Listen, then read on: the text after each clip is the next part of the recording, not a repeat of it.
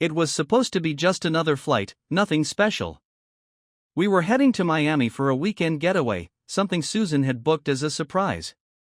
She said we both needed the break after the chaos of the past few months. I wasn't going to argue, things between us had been tense lately, and maybe this was her way of making things right. Or so I thought. About an hour into the flight, I started noticing the little things.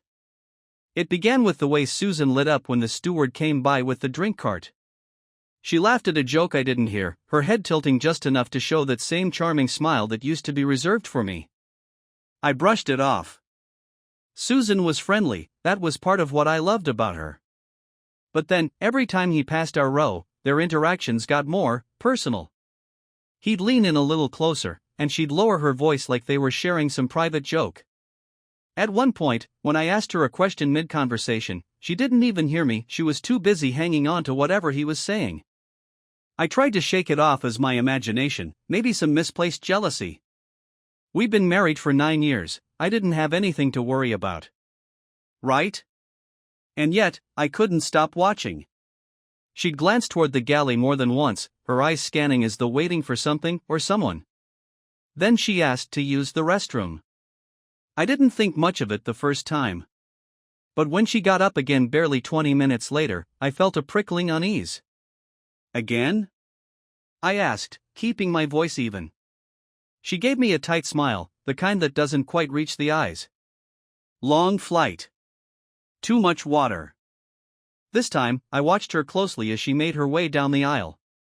The steward was already by the galley, wiping down trays or pretending to. My stomach twisted as I saw him glance over his shoulder, watching her approach. Then, as casually as if he were taking out the trash, he followed her. I didn't want to jump to conclusions. A few coincidental glances, a friendly laugh that didn't necessarily mean anything. But there was something about the way Susan walked down that aisle, her shoulders stiff, her pace slightly quicker than normal. And the steward? His movements were deliberate, precise, as though he had done this before. Maybe not with her, but certainly with someone. I stared at the in-flight map on the screen in front of me, pretending to be engrossed in the slow crawl of the plane over the Gulf of Mexico. But my mind was racing. My fingers tapped restlessly against the armrest, a habit Susan usually teased me about. Not this time, she wasn't there to notice. I glanced down the aisle again, expecting her to reappear, but there was no sign of her. 5 minutes passed. Then 10. I tried to rationalize it, maybe there was a line for the restroom. Maybe she wasn't feeling well. But the uneasy feeling in my stomach wouldn't go away. I leaned into the aisle, looking toward the back of the plane. The curtains separating the galley from the passenger area swayed gently, but there was no movement beyond that. Still, I told myself to stay seated. Don't make a scene, Richard. You'll look like a paranoid idiot. But another 5 minutes crawled by, and my patience snapped. I unbuckled my seatbelt and stood, smoothing my shirt to give my hands something to do. The woman seated across from me glanced up, curious, but I ignored her. As I made my way down the aisle, I noticed the faint sound of laughter coming from behind the curtains. It was low, muffled by the hum of the engines, but unmistakable. I hesitated for a moment, my hand hovering near the curtain. What was I supposed to do? Rip it open and demand an explanation? Ask if my wife was in there giggling with the flight staff? Before I could decide, the curtain shifted slightly, and I caught a glimpse of movement, a shadow, then a hand brushing against the edge of the counter. I recognized it immediately. Her hand. The delicate bracelet she wore, a gift from me on our last anniversary, sparkled faintly in the dim light. I stepped back, heart pounding. There was no logical explanation for why she'd be back there, let alone why she was lingering. My throat felt dry, and my chest tightened as I forced myself to take a deep breath. I needed to confirm what I already suspected, even though I was terrified of what I might find. Quietly, I moved closer, keeping to the edge of the curtain. Through the narrow gap, I could see her. Susan stood with her back to me, her head tilted up as she spoke to the steward. He was too close, much closer than he needed to be. His hand brushed against her arm, and she didn't pull away. Instead, she leaned in slightly, her posture relaxed, almost intimate. I couldn't hear what they were saying, but I didn't need to. The way they stood, the way they moved, it told me everything. My pulse was racing, anger bubbling just beneath the surface, but I forced myself to remain still. Barging in would only escalate the situation, and I needed to think clearly. I pulled out my phone, holding it low to avoid drawing attention, and snapped a quick photo through the gap. The image was grainy, but it captured enough. Her posture. His smirk. Their proximity. I stepped back, my hands trembling as I shoved the phone into my pocket. I returned to my seat, my mind spinning.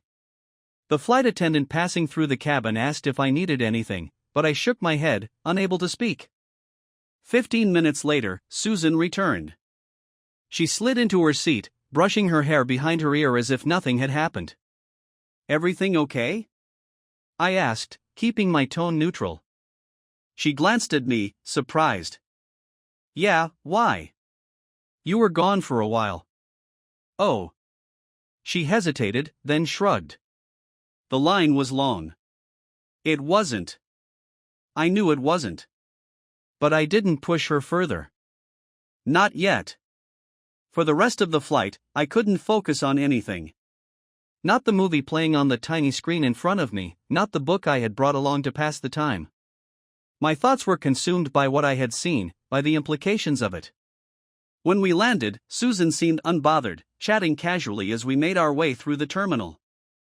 I played along, nodding at the right moments, forcing a smile when necessary. But inside, I was unraveling. That night, after she fell asleep in the hotel room, I locked myself in the bathroom and scrolled through her social media, her messages, anything I could access without her noticing. But she was careful, too careful. There was nothing overtly suspicious. Still, I couldn't shake the image of her in the galley, standing so close to him. I couldn't ignore the way her smile was just a little too bright when he passed by our row. The next morning, as we sat on the balcony overlooking the ocean, I decided to test the waters.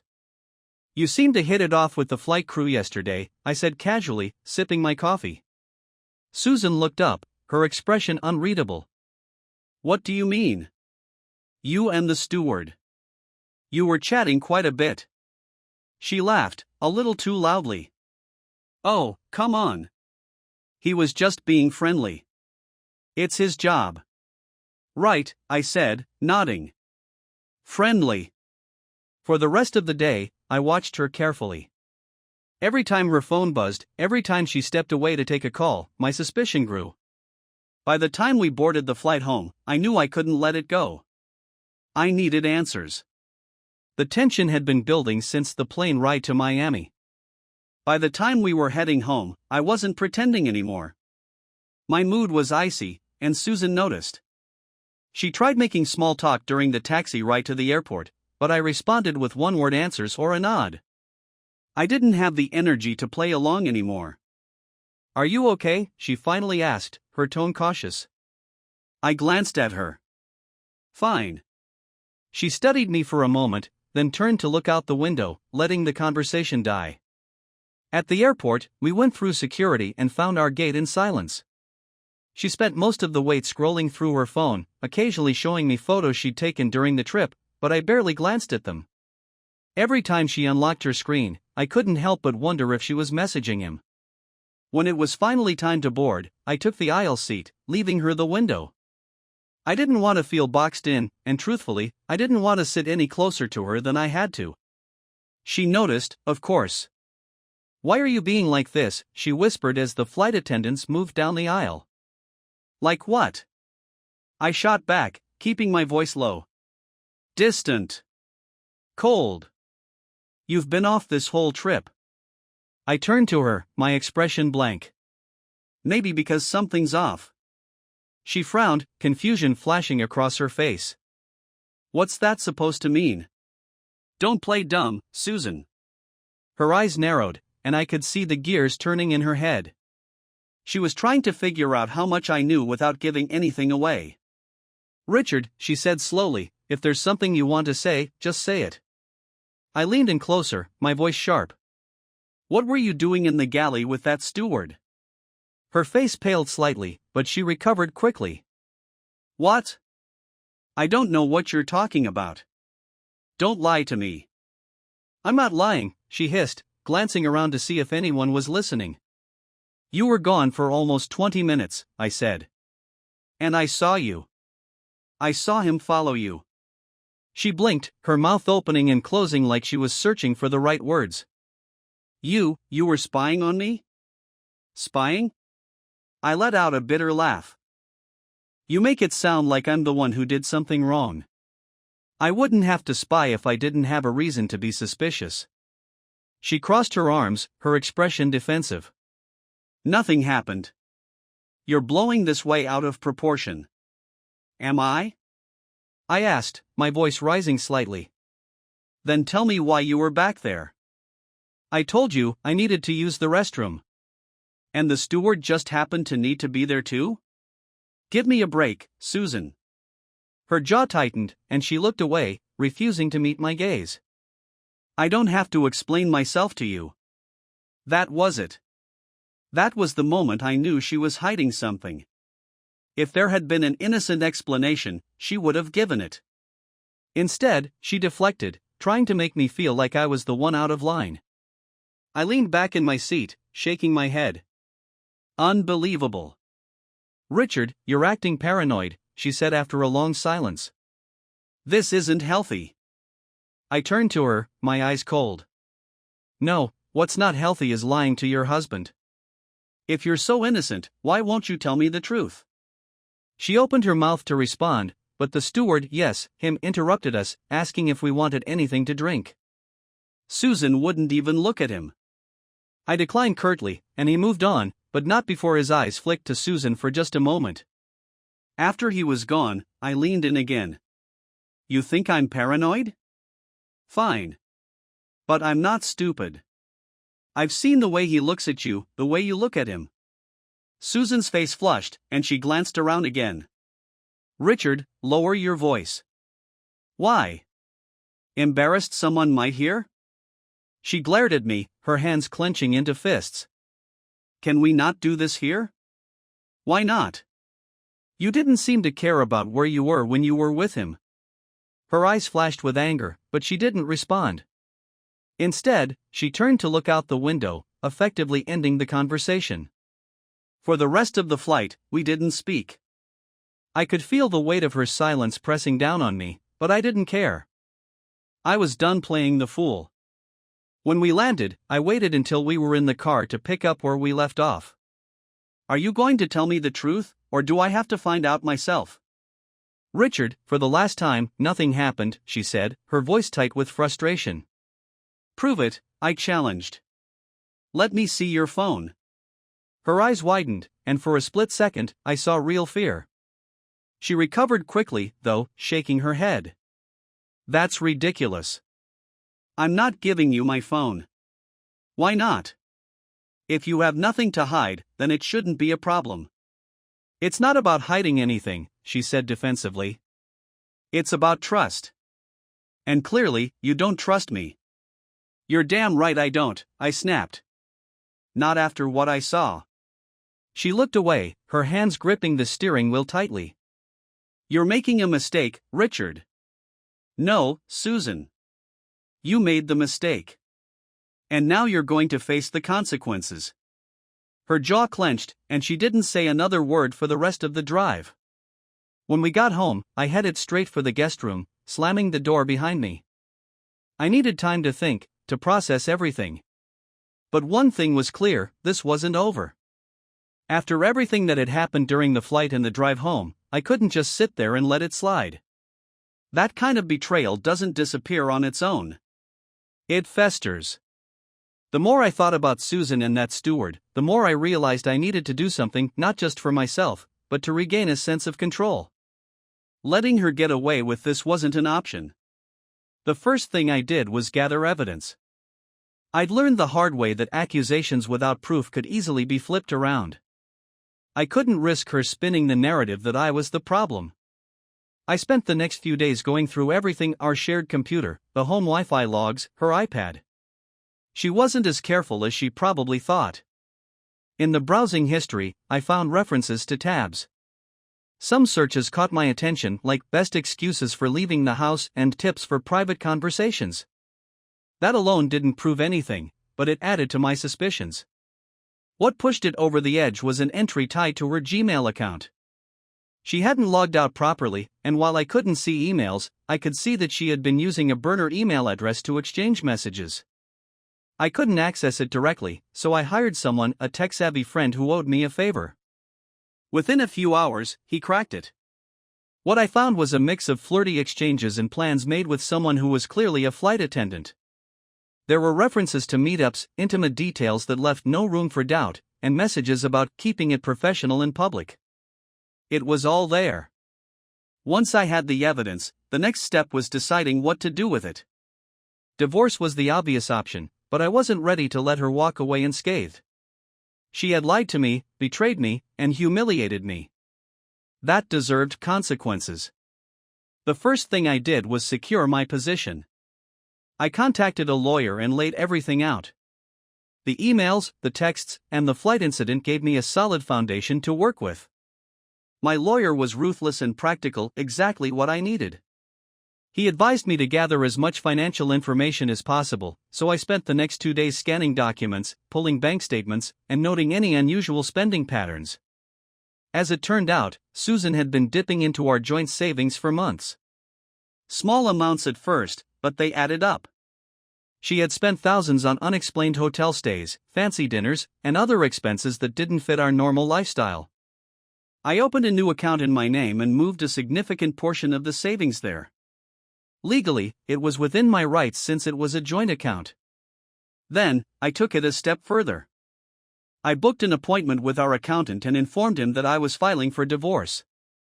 He agreed to help me protect my assets and flagged a few accounts Susan might try to access. With everything in place, I turned my attention to Susan. I wasn't going to confront her outright, not yet.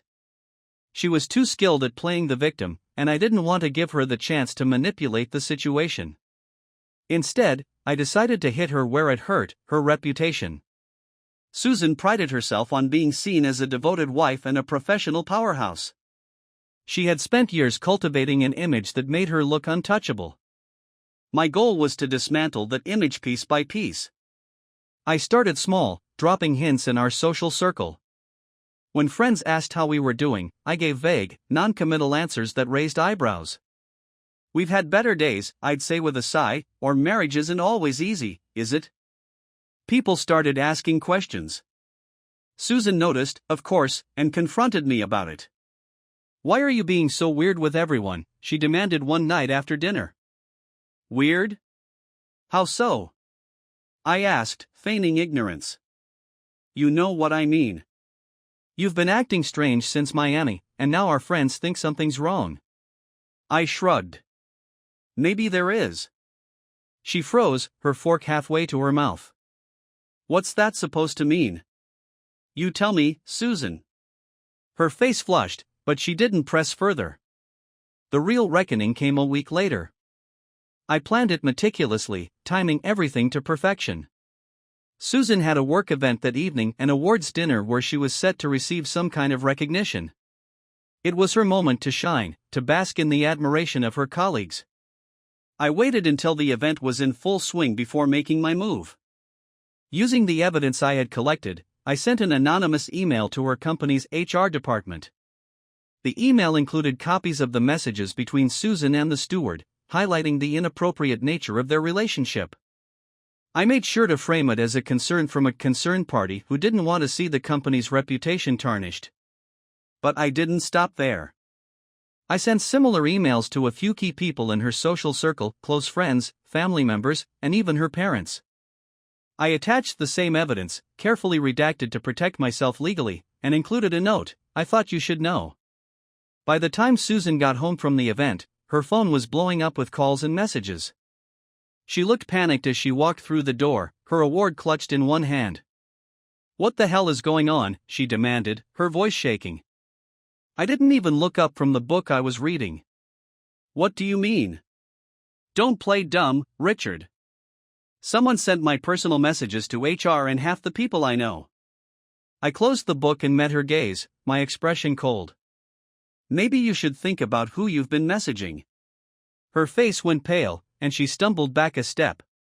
You did this? I stood, taking a step toward her. You betrayed me, Susan. Did you really think there wouldn't be consequences? Her voice broke as she tried to respond, but I didn't wait to hear what she had to say. I walked past her, heading to the guest room without another word. The fallout was swift and brutal. Susan's company launched an internal investigation, and while they couldn't fire her outright without solid proof of misconduct at work, the damage to her reputation was irreversible. Her colleagues started treating her differently, whispers followed her in the office, and promotions that once seemed guaranteed were suddenly out of reach. Our friends were equally unforgiving. Some sided with her, but most were horrified by her actions. Her parents called me, begging for an explanation, but I kept it simple: ask Susan. I filed for divorce the following week. The evening Susan finally decided to confront me, I was sitting at the kitchen table, sorting through documents for the divorce. I'd been keeping to myself since everything unraveled, avoiding her as much as possible. But that night, she came in and stood in the doorway, arms crossed, her expression unreadable. Are we going to talk about this, or are you just going to keep sulking like a child? She said, her voice sharp. I looked up at her, stunned by her tone. Sulking? That's what you think this is? What else am I supposed to think? She snapped. You've been giving me this silent treatment for days, acting like some saint while you sit there judging me. I pushed my chair back and stood, the divorce papers still in hand. You don't get to play the victim here, Susan. You're the one who cheated. She rolled her eyes, her mouth twisting into a bitter smile. Oh, here we go again. I knew you'd never let it go. You're obsessed with punishing me, aren't you? I couldn't believe what I was hearing. Punishing you? You lied to me. You betrayed me. And somehow, I'm the problem? Yes, she said firmly, stepping closer. You're the problem, Richard. Do you have any idea how suffocating you've been? Always acting so perfect, so righteous. Do you even realize how hard it is to live with someone like you? I stared at her, anger bubbling up. You're unbelievable. Instead of taking responsibility for what you've done, you're trying to blame me? For your affair? It wasn't an affair, she shot back. It was a mistake. A reaction to how miserable I've been in this marriage. And you have no idea what it's like to feel trapped with someone who doesn't see you. That's rich, I said, my voice icy. Because from where I'm standing, it looks like you saw the steward just fine. Her face hardened, and for a moment, I thought she might deny it again. But instead, she did something worse. So what? She said, lifting her chin. I did it. It happened. You know now. Big deal. You can either keep crying about it or grow up and move on. Move on? I repeated, barely able to contain my disbelief. How the hell am I supposed to move on from this? She crossed her arms, her gaze cold and calculating. You could even the score. What? You heard me, she said. If you're so hung up on it, go sleep with someone else. Have your little revenge fling or whatever, and then we'll call it even. We can move on and get back to normal. I blinked, certain I hadn't heard her right. You're seriously suggesting I cheat on you? Yes, she said, as if it were the most obvious thing in the world. Isn't that what you want? To get back at me? Fine. Do it. Find someone, have your fun, and then we'll be square. Square? I repeated, my voice rising. You think this is some game where we just tally up points and call it a day? You think that'll fix this? It's better than this self-pity parade you've been dragging us through, she snapped. If you're so hurt, then go hurt me back. That's what you really want, isn't it? I slammed the divorce papers down on the table, the sound echoing through the room. What I wanted was a wife I could trust. What I wanted was a partner who respected me enough not to screw around behind my back. But you can't even admit you did anything wrong. I don't owe you an apology, she said, her voice cold. You're not perfect, Richard. Maybe if you hadn't been so obsessed with your damn job, I wouldn't have felt so alone. So it's my fault now? I asked, laughing bitterly. You felt alone, so you ran off to sleep with some random guy on a plane? That's your justification? Call it whatever you want, she said, shrugging. The point is, you can either let it destroy us, or you can do what you need to do to move on. I stared at her, the weight of her words sinking in. She wasn't sorry. She didn't regret it. In her mind, this was just another problem to be solved, a box to be checked so we could get back to the status quo. But for me, there was no going back. I don't want revenge, Susan, I said quietly. I don't want to even the score. I want out. I'm done. Her eyes narrowed, and for a moment, I thought she might argue. But instead, she turned and walked away, slamming the door behind her. That was the last real conversation we had. The days following our final conversation were a blur of paperwork, arguments, and emotional exhaustion. Susan barely spoke to me unless it was to lash out, accusing me of ruining her life. Her favorite line was, "You're overreacting," followed closely by, "This is all your fault." But I didn't engage anymore. I was done trying to reason with someone who clearly didn't care about the damage she'd caused. The divorce proceedings were as hostile as I expected. Susan's strategy seemed to revolve around denying everything. She claimed the emails I'd found were taken out of context and that her relationship with the steward was nothing more than flirtation blown out of proportion. She even accused me of being controlling, emotionally distant, and obsessed with catching her in a non-existent affair. Her lawyer tried to paint me as a vindictive husband who was using false accusations to punish her. But the evidence I had gathered spoke louder than any of her excuses. The emails, the financial discrepancies, and even the photo I had taken on the plane all built a case she couldn't wriggle out of. The court ruled in my favor on nearly every front. I got to keep the house and most of our joint assets, while Susan walked away with a fraction of what she'd been hoping for.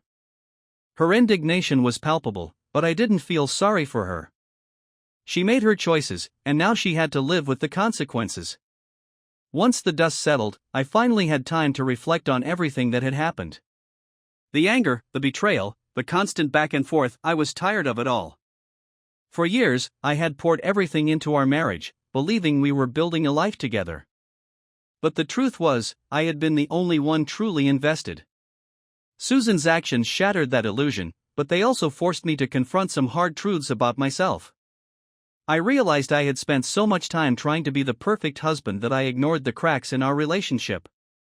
I thought if I worked harder, if I made more money, if I provided more stability, it would be enough. But it wasn't. The reality is, Susan and I had been drifting apart long before the affair. Her betrayal was just the final push I needed to accept what I had been avoiding for years: we were never meant to last. It took months to rebuild my life, but slowly, I began to find myself again. As for Susan, her life didn't fare so well post-divorce. Word of her infidelity had spread among our social circle, and she quickly found herself isolated. Friends who once adored her now kept their distance, and even her family was hesitant to defend her actions. Professionally, things were just as bleak. The HR investigation at her company didn't lead to her termination, but it did leave a stain on her reputation. She was quietly pushed into a less prominent role, and any hope she had for a promotion evaporated. I'd like to say I felt sorry for her, but I didn't. She had the chance to come clean, to take responsibility for her actions, and she chose not to.